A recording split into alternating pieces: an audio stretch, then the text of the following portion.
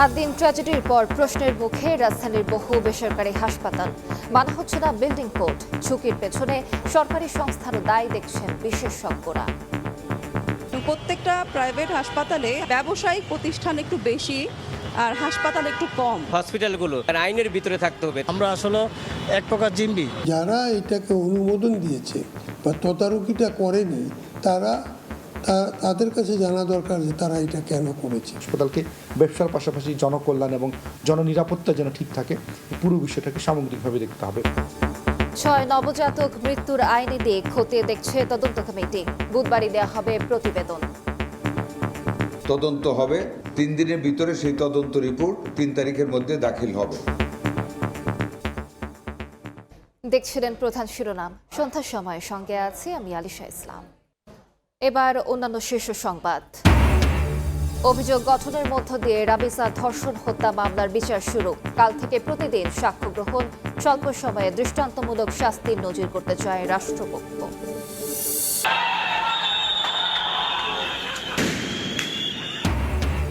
মতিঝিলে দিনভর উত্তাপ। ইসলামী ব্যাংকের নতুন চেয়ারম্যানের পদত্যাগ দাবিতে গ্রাহকদের ব্যানারে অবস্থান, সরিয়ে দিতে পুলিশের লাঠিচার্জ, টিয়ারশেল, জলকামান প্রয়োগ। হামের প্রকোপে কাবু প্রাপ্তবয়স্করাও। কারো কারো ক্ষেত্রে নিতে হচ্ছে আইসিইউতে। পুষ্টি ঘাটতিতে থাকা শিশুরা কাবু হচ্ছে দ্রুত, জটিলতা হলে কালক্ষেপণ না করার পরামর্শ। এবং চলে গেলেন বর্ষিয়ান রাজনীতিবিদ ও মুক্তিযুদ্ধের সংগঠক তোফায়েল আহমেদ। ধানমন্ডিতে নামাজে জানাজা, কাল ভোলায় দ্বিতীয় জানাজার পর পারিবারিক কবরস্থানে দাফন।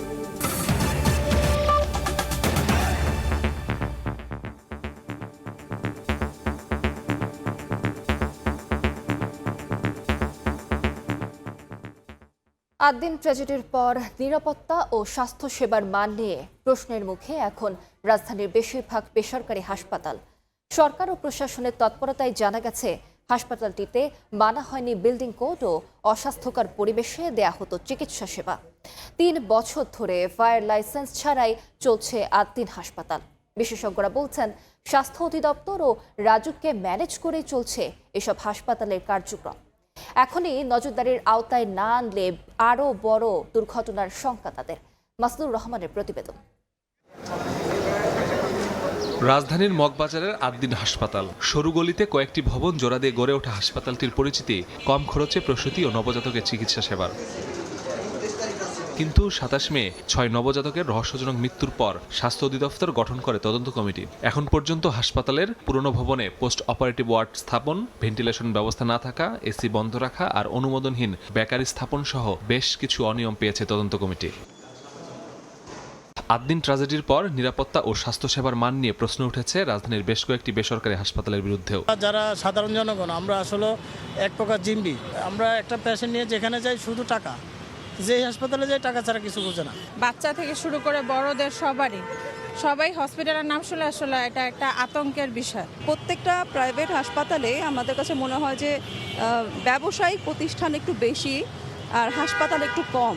লাইসেন্স নবায়নের সত্যে বলা আছে পোস্ট অপারেটিভ ওয়ার্ডে এসি লাগালেও ভেন্টিলেশন ব্যবস্থা রাখতে হবে। পুরনো ভবনে স্থাপন করা যাবে না পোস্ট অপারেটিভ ওয়ার্ড। এসব হাসপাতালে লাইসেন্স দেয় দুর্ঘটনার দায় স্বাস্থ্য অধিদপ্তরেরও বলে মনে করেন জনস্বাস্থ্য বিশেষজ্ঞরা। এসি বাচ্চাদের জন্য সুইটেবল কিনা, এর ভেন্টিলেশনটা কীরকম হবে, ইলেকট্রিফিকেশনটা ঠিক আছে কিনা অধিদপ্তর দেখেছে। তারা কিন্তু এটা ওকে করেছে। তারা কি কোনো এটার ব্যাপারে কোনোদিন আপত্তি করেছে? ফল্ট কিন্তু তারা এটাকে কোনো পয়েন্টেড করে নেই। অ্যাট দি সেম টাইম ওখানকার যে সাপোর্টিং ডিপার্টমেন্ট আছে ইঞ্জিনিয়ারিং, তারাও কিন্তু এটা দেখেনি। 2019 সালে আদিন হাসপাতাল ভবনকে ঝুঁকিপূর্ণ হিসাবে তালিকাবদ্ধ করে ফায়ার সার্ভিস। আর 3 বছর ধরে ফায়ার লাইসেন্স ছাড়াই চলছে হাসপাতালটি। আছে বিল্ডিং কোড না মানার অভিযোগ। বিশেষজ্ঞরা বলছেন শুধু আদিন নয়, এমন আরও জনপ্রিয় হাসপাতালও চলছে সরকারের বিভিন্ন প্রতিষ্ঠানকে ম্যানেজ করেই। হাসপাতালের কোন রুমগুলোতে কী ধরনের এয়ার কোয়ালিটি থাকবে সেটা কিন্তু আমাদের বিল্ডিং কোডে কিন্তু আছে, কিন্তু আমাদের সেটা নিয়মিত তদারকিটা হচ্ছে না। তদারকিটা হাসপাতাল কর্তৃপক্ষকেও করতে হবে বা স্বাস্থ্য মন্ত্রণালয় থেকেও কিন্তু টাইম টু টাইম এটার মনিটরিংটা দরকার। সেই মনিটরিংটা অনেক সময় হয় না, আবার অনেক সময় দেখা যায় যে দুর্বল হাসপাতালগুলো তারা বিভিন্ন কর্তৃপক্ষকে ম্যানেজ করার চেষ্টা করে। রাজুকের সার্টিফিকেশন ঠিকমতো থাকে, স্বাস্থ্য মন্ত্রণালয় এবং পূর্ত মন্ত্রণালয় যদি একসাথে কাজ করে তাহলে তো আমাদের জীবন নিরাপদ হয়ে যাওয়ার কথা। এদিকে আমাদের রাষ্ট্রে এখন খেয়াল করা দরকার। হাসপাতালের মতো জনগুরুত্বপূর্ণ সেক্টরকে সর্বোচ্চ নজরদারির আওতায় আনার পরামর্শ বিশেষজ্ঞদের। মাসুদুর রহমান, সময় সংবাদ, ঢাকা।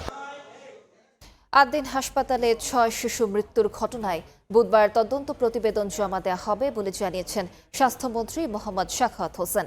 তিনি বলেন, এ বিষয়ে আইনগত পদক্ষেপ নিতে অ্যাটর্নি জেনারেলের সঙ্গে পরামর্শ করা হয়েছে। সচিবালয়ে স্বাস্থ্য মন্ত্রণালয়ে এক বৈঠক শেষে এসব কথা বলেন মন্ত্রী। তদন্ত হবে, 3 দিনের ভিতরে সেই তদন্ত রিপোর্ট 3 তারিখের মধ্যে দাখিল হবে। এটার তদন্তে আইনানুগ কোনো বিষয় জড়িত যতটুকুন আছে তা জানার জন্য বা কিভাবে জিনিসটাকে আইনানুগভাবে করা যায় সেটার জন্যই অ্যাটর্নি জেনারেল মহোদয়কে আমরা ইনভাইট করেছি। আমরা কি কি কার্যক্রম করেছি, কিভাবে করতেছি ওনাকে অবহিত করেছি। ওনার আইনানুগভাবে যা উপদেশ আমাদেরকে দেওয়ার উনি আমাদেরকে উপদেশ দিয়েছেন। আমরা সেই উপদেশ মতো বাকি কাজগুলি করে যাব। 3 তারিখের মধ্যে আমরা প্রতিবেদন পাব। অভিযোগ গঠনের মধ্য দিয়ে শুরু হলো শিশু রামিসাকে ধর্ষণ ও হত্যা মামলার বিচার। ঢাকার শিশু সহিংসতা দমন ট্রাইব্যুনালে হয় অভিযোগ গঠনের শুনানি। কাল থেকে প্রতিদিন মামলার সাক্ষ্য গ্রহণ হবে বলে জানান আইনজীবীরা। স্বল্প সময়ের মধ্যে দৃষ্টান্তমূলক শাস্তির নজির করতে চায় রাষ্ট্রপক্ষ। 19 মে সকাল 9:30 থেকে দুপুর 12:15 এই সময়ের মধ্যে নির্মমভাবে শিশু রামিসাকে ধর্ষণ ও হত্যা করে সোহেল রানা, যা প্রতিবেশীদের কাছে তখনই স্বীকার করে সোহেলের স্ত্রী স্বপ্না। এসব তথ্য উঠে এসেছে মামলার চার্জশিটে। সোমবার সম্পূর্ণ চার্জশিট ঢাকার শিশু সহিংসতা দমন ট্রাইব্যুনালে পড়ে শোনান রাষ্ট্রপক্ষের আইনজীবী। এ সময় কাঠগড়ায় উপস্থিত ছিলেন সোহেল ও স্বপ্না। জোরালো কণ্ঠে স্ত্রীকে নির্দোষ দাবি করে সোহেল। রামিসা আক্তারকে ধর্ষণ করে হত্যাকাণ্ড ঘটান, ছোরা দিয়ে ক্ষত বিক্ষত করে বিভিন্ন আলামত পানি দিয়ে ধৌত করে নষ্ট করেন। রামিসা হত্যা মামলার বিচার কাজ স্বল্প সময়ের মধ্যে শেষ করে দৃষ্টান্তমূলক শাস্তির নজির গড়তে চায় রাষ্ট্রপক্ষ। বিচার শুরুর পর মঙ্গলবার থেকে শুরু হচ্ছে এই মামলার সাক্ষ্য গ্রহণ। দর্শন করে যে হত্যাটা করা হয়েছে এটা যেন একটা সুষ্ঠু বিচার হয় এবং স্বল্প সময়ের মধ্যে যেন একটা দৃষ্টান্তমূলক একটা বিচার হয়, যেন বাংলাদেশে এই ধরনের ঘটনা ভবিষ্যতে আর কেউ করার সাহস না পায়। এই ধরনের চেষ্টা সরকারের পক্ষ থেকেও আছে। আসামি পক্ষের আইনজীবী আদালতকে বলেন, তড়িঘড়ি করে মামলার তদন্ত সম্পন্ন করা হয়েছে। অপরাধের কোনো প্রত্যক্ষদর্শীও দেখাতে পারেনি পুলিশ, তাই আসামিদের বিরুদ্ধে আনা অভিযোগ আপত্তি জানান তিনি। ডিএনএ রিপোর্টে বীর্যের উপস্থিতি শনাক্ত হয়নি এবং এই মামলায় কোনো চাক্ষুষ সাক্ষী নেই, সেহেতু এই আসামি সোহেল রানা এবং স্বপ্না খাতুনের অব্যাহতি চেয়ে বিজ্ঞ আদালতে আবেদন করেছিলাম। বিজ্ঞ আদালত আমাদের আবেদন নামঞ্জুর করে আসামিদের বিরুদ্ধে চার্জ গঠন করে। কোনো বিলম্ব ছাড়াই প্রতিদিন রামিসা হত্যা মামলার সাক্ষ্য গ্রহণ চলবে বলে জানান আইনজীবীরা। তানভীর হাসান মেঘ, সময় সংবাদ, ঢাকা। সন্ধ্যার সময় আরো থাকছে। বাস চাপায় প্রাণ গেল বাবা ছেলের, বিক্ষুব্ধ জনতার বাসে আগুন, 5 জেলায় নিহত 7। ঈদযাত্রায় 250 প্রাণহানি, বিশৃঙ্খলা বেপরোয়া গতি দায়ী। তোফায়েল আহমদের প্রথম জানাজা অনুষ্ঠিত হচ্ছে ধানমন্ডির তাকওয়া মসজিদে। আমরা সরাসরি চলে যাচ্ছি সেখানে।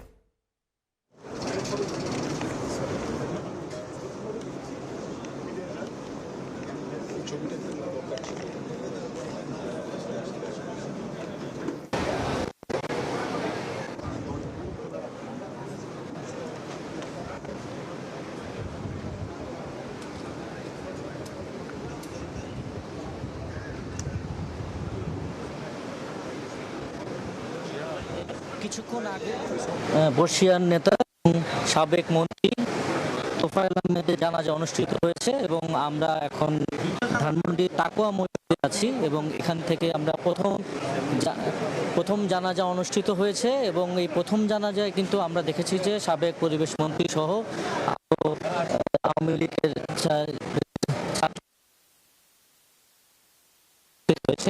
এবং আমরা যেটা জানতে পেরেছি জানাজার পরবর্তীতে তাকে কিন্তু স্কয়ার হাসপাতালে নিয়ে যাওয়া হবে এবং স্কয়ার হাসপাতালে আজকে নিয়ে যাওয়ার পর আগামীকাল 11:30টার মধ্যে তাকে হেলিকপ্টারে নিয়ে যাওয়া হবে ভোলায় এবং ভোলায় সেখানে কিন্তু ভোলায় যখন নিয়ে যাওয়া হবে তারপরে কিন্তু আমরা জানি যে সেখানে দ্বিতীয় হবে। তোফায়েল আহমদের প্রথম জানাজা অনুষ্ঠিত হচ্ছে ধানমন্ডির তাকওয়া মসজিদে। আমরা সরাসরি যুক্ত ছিলাম সেখানে। ঈদে সরকারের আন্তরিক সদিচ্ছা ও জনকল্যাণমুখী প্রশাসনিক ব্যবস্থা নিশ্চিত করা হয়েছে।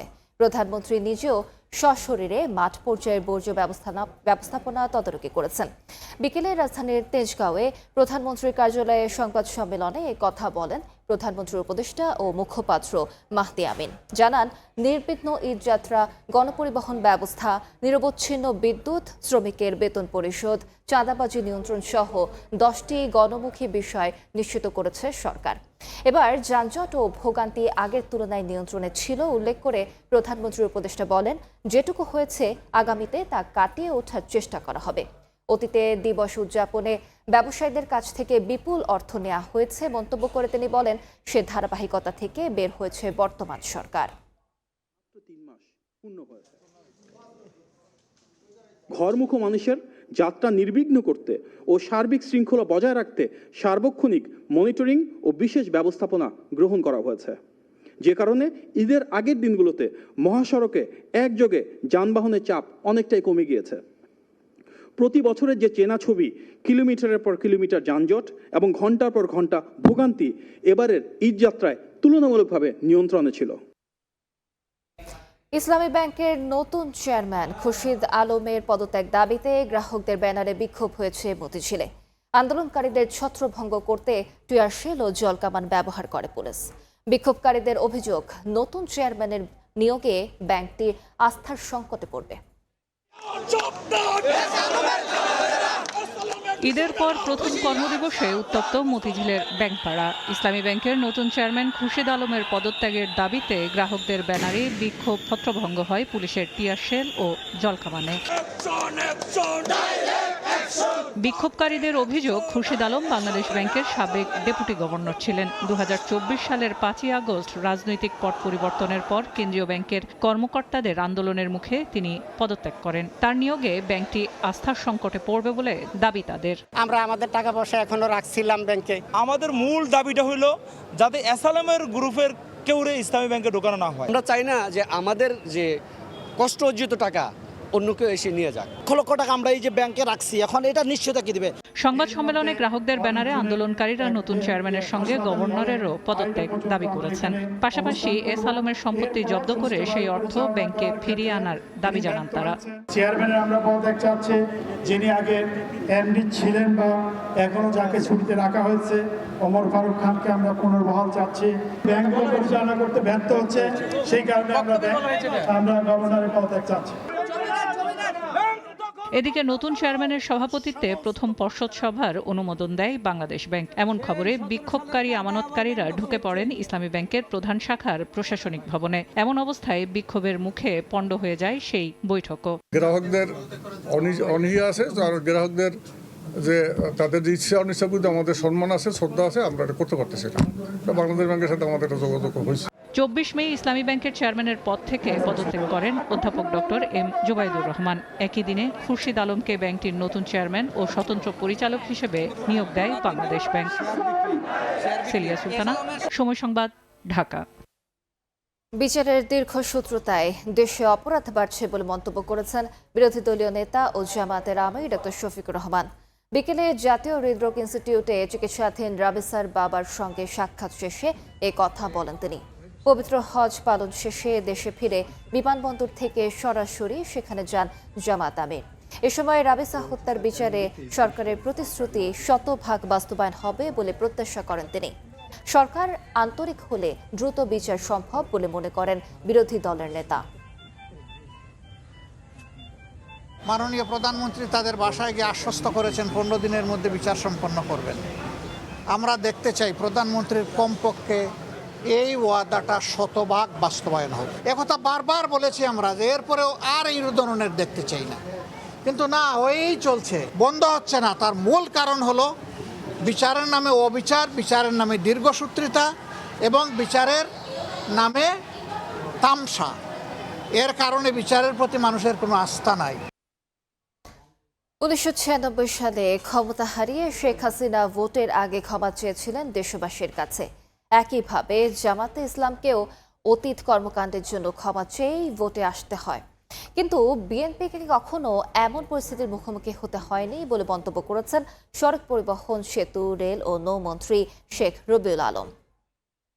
96 এই শেখ হাসিনা যিনি পতিত হলেন, দেশ ছেড়ে পালিয়ে গেলেন, তিনি ক্ষমা চেয়েছিলেন, ভোট ভিক্ষা চেয়েছিলেন, জনগণের কাছে বলেছিলেন অনেক ভুল ত্রুটি হয়েছে, আমাদের ক্ষমা করে দেন, একবারের জন্য ভোট ভিক্ষা দেন। এবার নির্বাচনের আগে জামাত ইসলাম প্রকাশ্যে বলেছে 47 থেকে এই পর্যন্ত যা যা ভুল করেছে সব ক্ষমা করে দেন, একবার ভোট দেন। বিএনপিকে কখনো জনগণের কাছে ক্ষমা চাইতে হয়নি। রাজনৈতিক দুর্বৃত্তায়ন, রাজনীতির নামে এখন চলমান, ক্ষমতায় একসময় যারা ফাঁসিবাদী প্রতিষ্ঠিত করেছিল তারাও সজাগ, নতুন করে যারা ফাঁসিবাদী হয়ে রাষ্ট্র ব্যবস্থাপনায় যেতে চায় বা করতে চায় তারাও সজাগ।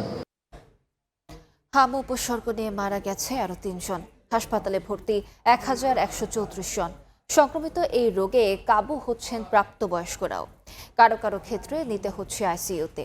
আর অপুষ্টিতে ভোগা শিশুরা কাহিল হচ্ছে দ্রুত। উপসর্গ দেখা দিলেই চিকিৎসকদের দ্বারস্থ হওয়ার পরামর্শ বিশেষজ্ঞের। শিশুদের পাশাপাশি প্রাপ্তবয়স্করাও আক্রান্ত হচ্ছেন হামে। 35 বছর বয়সী হাসান মাহমুদ সুমনকে মাত্র 2 দিনেই কাবু করেছে এই রোগ। বান্দরবানের লামায় চিকিৎসকরা অসহায়ত্ব প্রকাশ করায় এসেছেন রাজধানীর মহাখালী ডিএনসিসি হাসপাতালে। এখনো তাকে নিয়ে উদ্বিগ্ন পরিবার। 20 মিনিট ভালো থাকে, আবার জ্বর উঠে, তারপরে 3 দিন যাওয়ার পর ওর গায়ের মধ্যে র্যাশ উঠে, তারপর পাতলা পায়খানাও ছিল, প্রথম দিক থেকে 1-2 করছে। শুধু হাসান মাহমুদ নন, হামে আক্রান্ত হয়ে প্রাপ্তবয়স্ক 42 জন ভর্তি আছেন ডিএনসিসি হাসপাতালে। তাদের মধ্যে 5 জনকে আইসিইউতে নিতে হয়েছে। সংক্রমণ না কমায় বিষয়টি উদ্বেগ বাড়িয়েছে চিকিৎসকদের। ডিএনসিসি হাসপাতালে এখনো বাড়ছে রোগীর চাপ। 13টা হাসপাতালে ঘুরে আমি কোনো আইসিইউ পাইনি। 12-13টা ওষুধ দিছিল আমাকে, তো এখানে এসে মাত্র 4টা ওষুধ দিছে। তো ওই ডাক্তার দেখেছে এই ওষুধ খাওয়াবেন না, এই ওষুধ কেন খাওয়াইতেছেন, বাচ্চার ক্ষতি হবে। এখন আমরা যে মনে করেন ডাক্তারের বিবর্তন করতেছে। বিশেষজ্ঞরা বলছেন টিকার কার্যকারিতা সুফল পেতে সময় লাগবে। এছাড়া পুষ্টি ঘাটতিতে থাকা শিশুরা কাবু হচ্ছে দ্রুত। হার্ড ইমিউনিটিও যদি ডেভেলপ করার কথা চিন্তা করি তাহলে এটা মাসখানেক সময় দিতে হবে, যেটা এখন গ্রো করছে, মানে প্রসেসিংয়ে আছে। টিকার বেনিফিট আমরা পাবো, এটা অবশ্যই বেনিফিশিয়াল, টিকার কোনো বিকল্প নেই, কিন্তু সেটার সম্পূর্ণ ফিডব্যাকটা আমরা এখনো পাইনি। যেই বাচ্চাগুলি অপুষ্টির শিকার তাদের মধ্যে কিন্তু হামের ভয়াবহতাটা বেড়ে যাচ্ছে। জটিলতা এড়াতে লক্ষণ দেখা দিলেই দেরি না করে চিকিৎসা শুরুর পরামর্শ দিচ্ছেন বিশেষজ্ঞরা। শফিকুজ্জামান রুবেল, সময় সংবাদ, ঢাকা। সন্ধ্যার সময় আরো থাকছে। ককরোচ জনতার পার্টির ঝড় থামছে না ভারতে। প্রাণনাশের ঝুঁকি নিয়ে দেশে ফিরছেন অভিজিৎ দীপ। আন্দোলনের পেছনে পাকিস্তান জড়িত, ফের অভিযোগ কেন্দ্রীয় মন্ত্রীর। চট্টগ্রামে বেপরোয়া গতির বাস চাপায় প্রাণ গেল বাবা ছেলের। এ সময় বিক্ষুব্ধ জনতা আগুন দেয় বাসে। আর নাটোরের সিংড়ায় ট্রাকের ধাক্কায় প্রাণ গেছে মোটরসাইকেলের 2 আরোহীর। পটুয়াখালীতে মোটরসাইকেল নিয়ন্ত্রণ হারিয়ে মারা গেছেন একজন। এছাড়া গাইবান্ধায় ও নোয়াখালীতে গাড়ি চাপায় মারা গেছেন 2 জন। দাউ দাউ করে বাসে জ্বলছে আগুন, চারদিকে ধোঁয়ার কুণ্ডলী। বেপরোয়া গতির বাস চাপায় প্রাণ গেল বাবা ছেলের। এরই জেরে বিক্ষুব্ধ জনতা আগুন দেয় বাসে। সকালে চট্টগ্রামের ফটিকছড়ির উত্তর পাইদং এলাকায় বেপরোয়া গতির বিআরটিসির বাস প্রথমে সিএনজি অটোরিকশাকে ও পরে মোটরসাইকেলকে ধাক্কা দেয়। এতে ঘটনাস্থলে মোটরসাইকেলে থাকা বাবা ছেলের মৃত্যু হয়। আহত হন সিএনজি অটোরিকশার 4 যাত্রী। পরে সড়ক অবরোধ করে বাসে আগুন দেয় বিক্ষুব্ধ জনতা। আটক করা হয় বাস চালককে।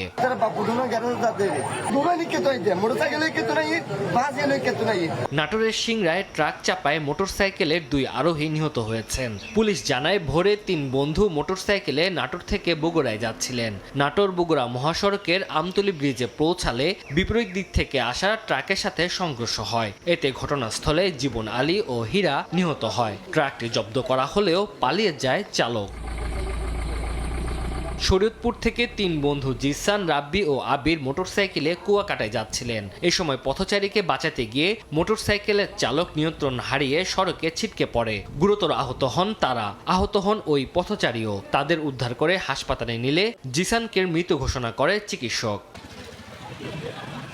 এদিকে গাইবান্ধায় বাস চাপায় 1 জন ও নোয়াখালীতে গাড়ি চাপায় মারা গেছেন 1 পথচারী। তানজিল হাসনাত, সময় সংবাদ। চট্টগ্রামে আবাসিক হোটেল থেকে স্বামী স্ত্রীর মরদেহ উদ্ধার করা হয়েছে। এদিকে তুচ্ছ ঘটনাকে কেন্দ্র করে মুন্সিগঞ্জে বৃদ্ধকে কুপিয়ে হত্যার অভিযোগ উঠেছে। এ ঘটনায় বাবা ছেলে আটক করা হয়েছে। অন্যদিকে নেত্রকোনায় পুকুর থেকে নবজাতকের লাশ উদ্ধার করা হয়েছে।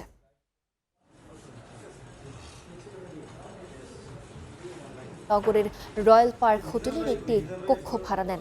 সকালে রুম থেকে তাদের লাশ উদ্ধার করে পুলিশ।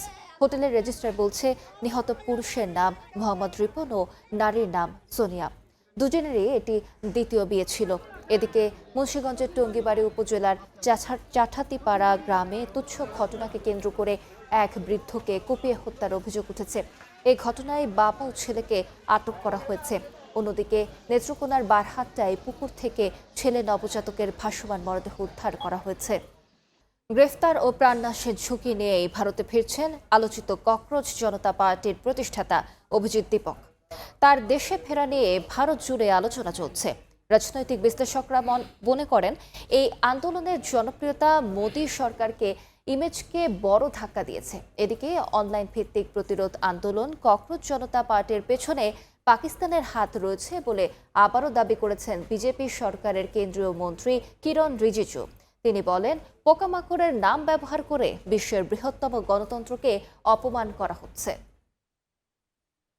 ফিফা প্রীতি ম্যাচে বড় জয় পেয়েছে জার্মানি।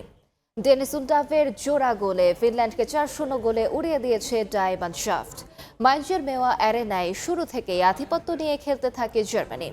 এগিয়ে যেতে বেশি সময় নেয়নি জুলিয়ান নাগেলসম্যানের দল। 33 মিনিটে দলকে এগিয়ে নেন ডেনিস উন্ডাভ। 1-0 গোলের লিড নিয়ে বিরতিতে যায় জার্মানরা। দ্বিতীয়ার্ধে স্বরূপে ফেরে স্বাগতিকরা। 47 মিনিটে ব্যবধান দ্বিগুণ করেন ফ্লোরিয়ান ভির্টস, আর 9 মিনিট পর উন্ডাভ নিজের দ্বিতীয় গোল করেন। 62 মিনিটে স্কোরশিটের নাম তোলেন দীর্ঘদিন চোটের কারণে দলের বাইরে থাকা জামাল মুসিয়ালা। পুরো ম্যাচে প্রতিপক্ষের পোস্টে কোনো শট নিতে পারেনি ফিনল্যান্ড। এ ম্যাচের পরই যুক্তরাষ্ট্র যাবে জার্মানি। মূল আসরে মাঠে নামার আগে 7 জুন স্বাগতিকদের বিপক্ষে আরও একটি প্রীতি ম্যাচ খেলবে ডাই মানশাফট। এ পর্যায়ে শীর্ষ সংবাদগুলো জানিয়ে দিচ্ছি আরেকবার। 8 দিন ট্র্যাজেডির পর প্রশ্নের মুখে রাজধানীর বহু বেসরকারি হাসপাতাল। মানা হচ্ছে না বিল্ডিং কোড। শিশু মৃত্যুর আইনি দিক খতিয়ে দেখছে কমিটি। বুধবার প্রতিবেদন। অভিযোগ গঠনের মধ্য দিয়ে রামিসা ধর্ষণ হত্যা মামলার বিচার শুরু। কাল থেকে প্রতিদিন সাক্ষ্য গ্রহণ। স্বল্প সময়ে দৃষ্টান্তমূলক শাস্তির নজির গড়তে চায় রাষ্ট্রপক্ষ।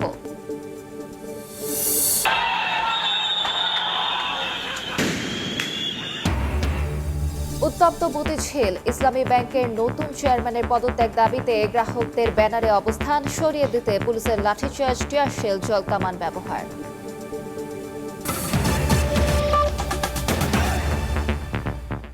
এই ছিল সন্ধ্যার সময়। এরপর জনপদের সময় নিয়ে সঙ্গে থাকবেন জাফর সাদিক। ধন্যবাদ আলিশা। জনপদের সময় নিয়ে আসছি কিছুক্ষণ পর, সঙ্গে থাকুন সময়।